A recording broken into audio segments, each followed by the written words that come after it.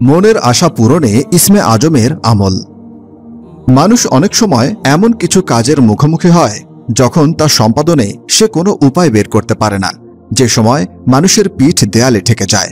সে সময়টিতে নিজেদের কার্যসিদ্ধির উদ্দেশ্যে মনের প্রত্যাশা পূরণে আল্লাহ তাআলার শরণাপন্ন হওয়া ছাড়া বিকল্প কোনো উপায় থাকে না। এমনই একটি আমলের কথা তুলে ধরেছেন প্রিয় নবী সাল্লাল্লাহু আলাইহি ওয়াসাল্লাম। তা হল ইসমে আজমের আমল। কিন্তু কি সেই ইসমে আজম? হাদিসে ইসমে আজম সম্পর্কে কি বলেছেন বিশ্বনবী? মনের একান্তে আশা প্রত্যাশা পূরণে কোনো মানুষের প্রবল আগ্রহ কিংবা চেষ্টার কমতি থাকে না। সে কারণেই নিজেদের চাওয়া পাওয়ার পরিপূর্ণতায় নানাবিধ চেষ্টা সাধন করে থাকে। কোনোভাবেই যখন কোনো কিছু হয় না, তখন তারা ফিরে আসে ধর্মের দিকে কিংবা ইসলামিক স্কলারদের শরণাপন্ন হয়।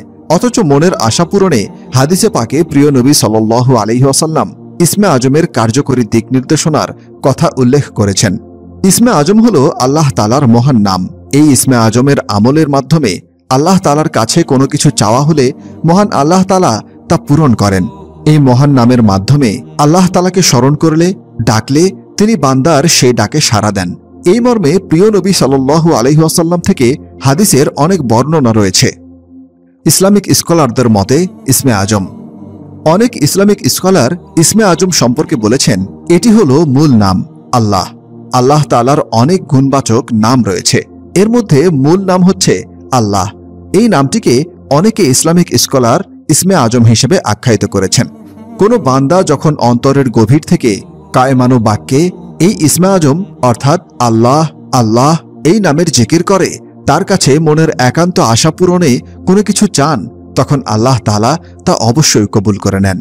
সে কারণে মানুষের চাওয়া পাওয়া বা মনের আশা পূরণে একান্ত কোনো কিছু চাওয়ার আগে আল্লাহ তাআলাকে ইসমে আজমের মাধ্যমে ডেকে ভালোবাসা, আস্থা, ভরসা থেকে কায়মানু বাক্যে ও দীনতা এবং হীনতার সঙ্গে আল্লাহ আল্লাহ জিকির করে প্রার্থনা করা হয়। তবে মহান আল্লাহ তাআলা বান্দার চাওয়াকে ফিরিয়ে না দিয়ে তা পরিপূর্ণ করে দেন। হাদিসের বর্ণনায় ইসমে আজম। ইসমে আজম সম্পর্কে নবী করিম সাল্লাল্লাহু আলাইহি ওয়াসাল্লাম থেকে নির্দিষ্ট করে হাদিসের কিছু বিশেষ বাক্যের দিক নির্দেশনা পাওয়া যায়।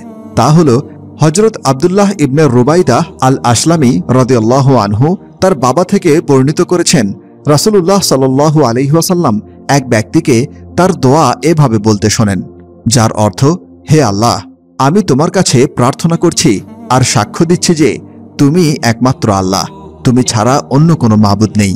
তুমি একক সত্তা, স্বয়ং সম্পূর্ণ, যিনি কাউকে জন্ম দেননি এবং তাকে কেউ জন্ম দেয়নি, তার সমকক্ষ কেউই নেই।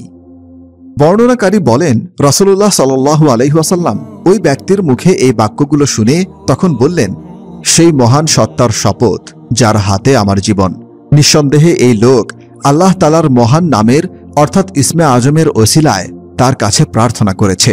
যে নামের ওসিলায় দোয়া করা হলে তিনি দোয়া কবুল করেন এবং যেই নামের ওসিলায় প্রার্থনা করা হলে তিনি দান করেন। তিরমিজি, ইবনে মাজাহ।